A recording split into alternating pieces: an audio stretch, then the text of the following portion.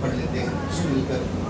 حضرت داب دہلوی رحمۃ اللہ تعالیٰ علیہ درگاہ یوسفین سے پکار رہے ہیں یا رب بخش دینا یا رب بخش دینا بندوں کو کام تیرا یا رب بخش دینا. سارے مل کر بولو یا رب تیرا بندوں کو کام تیرا یا رب بخش دینا بندوں کو کام تیرا. لا تقلدوا سزا ہے حملِ کلام تیرا یا رب بخش دینا. اللہ کے تو زور سے پڑھ لو یا رب دینا بندوں کو کام تیرا.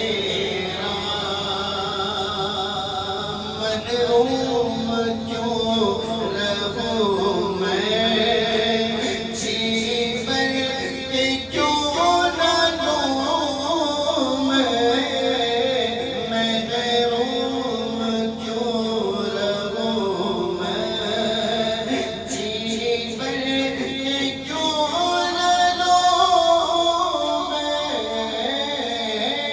دیتا ہے رزق سب کو دیتا ہے رزق سب کو ہے فیض عام تیرا یا رب بخش دینا بندوں کو کام تیرا.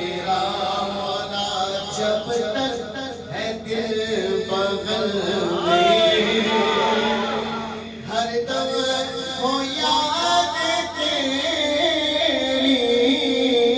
جب تک ہے دل بغل میں ہر دم ہو یاد تیری.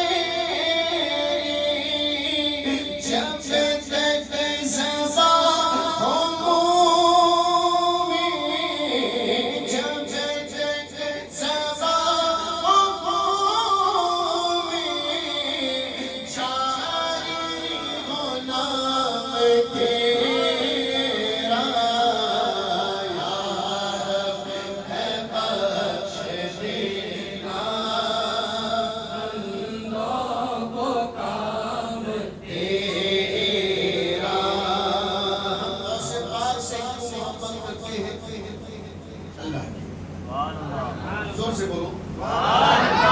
ہم غوث پاک سے کیوں محبت کرتے ہیں؟ اللہ کی. ہم خواجہ سے کیوں محبت کرتے ہیں؟ اللہ کی. ہم حضرت عثمان غنی سے کیوں محبت کرتے ہیں؟ ہم صدیق اکبر سے کیوں محبت کرتے ہیں؟ ہم مولا کائنات سے کیوں محبت کرتے ہیں؟ ہم رسول اللہ سے کیوں محبت کرتے ہیں؟ اللہ کے لیے. یہ بات اگر سمجھ میں آ جائے نا تو ہر خانقاہ سے فیض جاری ہو جائے. ورنہ خالی پیر اٹھانا پیر دبانا جوتیاں پکڑنا خانقاہی نظام نہیں ہوتا بلکہ بندوں کو اللہ سے ملانے والا نظام خانقاہی نظام ہے. جہاں پر پہنچ کر وہ اللہ تک پہنچ جائے. بے نمازی تھا تو نمازی بن جائے, داڑھی منڈا تھا تو داڑھی والا بن جائے, پینٹ شرٹ پہننے والا تھا تو کرتا پاجامے پہ آ جائے. ہر خانقاہ کا مقصد یہ ہے کہ اللہ کی اگر بندہ شخصیت کو لے کے بیٹھ جائے تو تباہ ہو جائے. شخصیت کو میں ان کے لیے بیٹھا ہوا ہوں تو یہ زندگی پر مقصد یہ کہ بھئی اگر کوئی شیخ سے کیوں محبت کرتا ہے اور یہ سوچ رہا ہے کہ شیخ ہی راضی ہو جائیں اور ان کو ہی راضی کرتا رہے تو پھر اللہ ناراض ہو جائے گا. شیخ سے بھی محبت کرے, پیر و مرشد سے بھی محبت کرے تو اللہ کے لیے کہ بھئی مجھے یہاں سے جام ملے گا تو عرفان ملے گا. ارے خالی خانقاہ پہ جا کر بیٹھے گا, سمجھے گا کہ حضرت کی نظر میں آنے کے لیے کام کر لے اور چلے جائیں, سامنے مٹک لے کام کرے چلے جائیں, تو شیخ تو خوش ہو جائیں گے لیکن اللہ ناراض ہو جائے گا. کیونکہ مقصد مرید ہونے کا مطلب یہ ہے نا کہ اللہ کے لیے ہم اچھے بننا چاہتے ہیں, اس لیے ہم نے دنیا کو چھوڑ کر کنارہ کشی کسی خانقاہ کو اپنا سردار بنایا کہ بھئی یہاں سے ہمارا نظام ملے گا. اگر وہاں جانے کے بعد بھی وہی ہیں تو پھر ہم کیا ہیں؟ کچھ بھی نہیں. نصب ہے. رسول اللہ خود کہتے ہیں, کیا کہتے ہیں, کئی روایتوں میں یہ ملتا ہے, حضور فرماتے ہیں مجھے قسم اس ذات کی جس کے قبضہ قدرت میں محمد کی جان ہے. تو یہ کیا مطلب حضور فرما رہے ہیں. اور وہ اتنی بڑی یعنی چاند کو پلٹا دینا, سورج کو پلٹا دینا, چاند کے ٹکڑے کر دینا, کنکریوں سے کلمے پڑھا دینا, سب کرنا, اس کے باوجود بھی حضور سر جھکا کر کہتے ہیں سبحان ربی الاعلی. وہ ذات اعلیٰ ہے, وہ حمد کے لائق ہے, اس کی تعریف کی جائے, اس کی ثنا کی جائے, اس کے لیے مر مٹ جائے, کیونکہ سب ختم ہو جائیں گے وہ باقی رہے گا.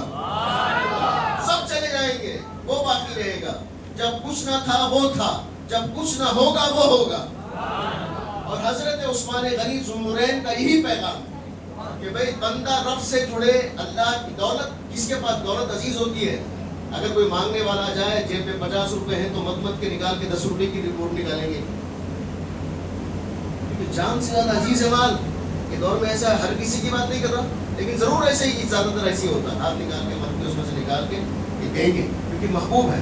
عثمان غنی کے پاس مال تھا, اتنے مالدار کہ آج بھی مدینے میں آپ کے نام کے ٹرسٹ موجود ہے. جانے کے بعد 1400 سال کے بعد بھی فیضان جاری ہے. اس سے بڑا مالدار کون ہوگا جی؟ نظام سرکار بھی چلے گئے, کیا پیسے ہیں؟ کچھ بھی نہیں ہے. اس سے بڑا کوئی بھی نہیں ہو سکتا. لیکن جو اللہ رسول کے لیے مر جاتا ہے وہ جانے کے بعد بھی ایسا فیضان لٹا کر جاتا ہے کہ قیامت تک اسے یاد کیا جاتا ہے.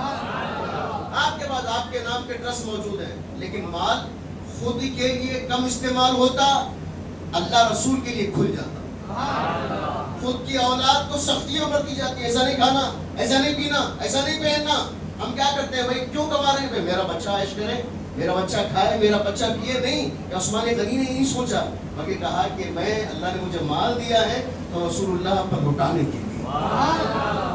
جنت البقیع کون کون جانتے ہیں؟ جنت البقیع کس کو معلوم ہے؟ جنت البقیع کس کا؟ جنت البقیع ہے نا, ہمارے ساتھ دیکھا بھی ہے, بقیع والوں نے بقیع بھی دیکھا ہے, بقیع والوں نے بقیع جا کر دیکھا ہے. جنت البقیع کس نے لیا معلوم ہے؟ سرکار مدینہ صلی اللہ علیہ وسلم جب مسجد نبی شریف بنائی گئی, چھوٹی مسجد تھی, تو سرکار نے کہا کہ یہاں جانور باندھنے کے لیے جگہ نہیں ہے. جب تو وہی تو نہیں تھے نا, کہ بائک کار وار نہیں تھا نا, گھوڑے خچر نہیں ہوتے تھے. حضور نے فرمایا کاش یہ جگہ مل جاتی, بقیع کی طرف اشارہ کر کے حضور نے فرمایا کہ جگہ مل جاتی تو ہم یہاں جانور باندھ دیتے, جہاں جانور ہمارے باندھ دیتے. عثمان غنی نے سن لیا, عثمان غنی نے سنا, بولو سبحان اللہ, سن لیا, اٹھے اور جانے لگے.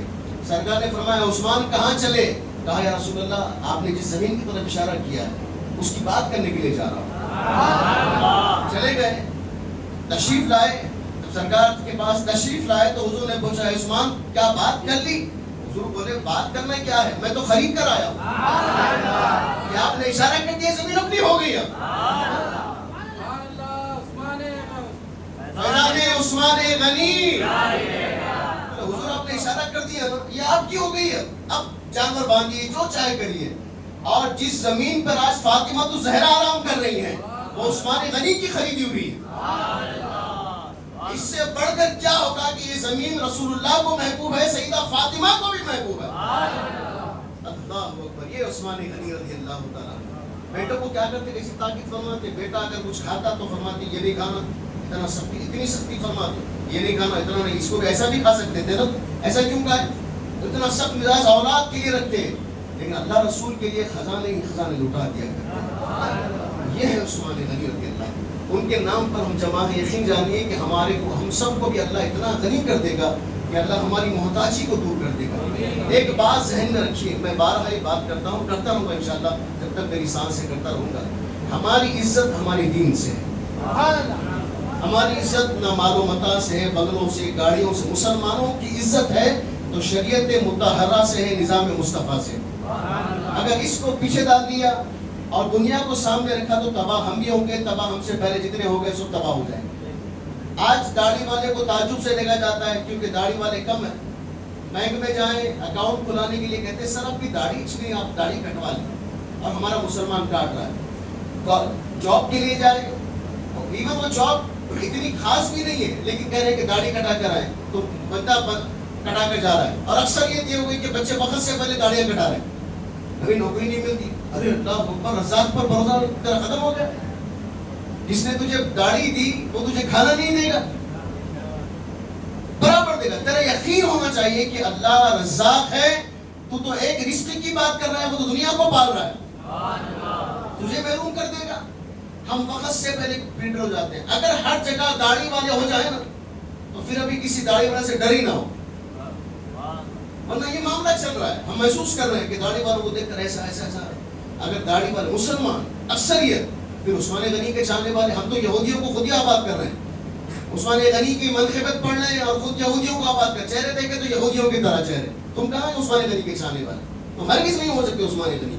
ہم یہودیوں کو خود ہمارے گھروں میں لے کے ہمارے چہرے داڑھیوں کا مذاق اڑائیں, اس طرح کٹنگ کرائیں, اس طرح داڑیاں اڑائیں, کچھ ہونے کے وہ یہود اور سارا کی سازش ہے. پھر ہم عثمان غنی کے چاہنے والے کہاں سے ہو؟ نہیں صاحب, ہم اکثر ہمارے دلوں میں یہودیت بیٹھی ہوئی ہے.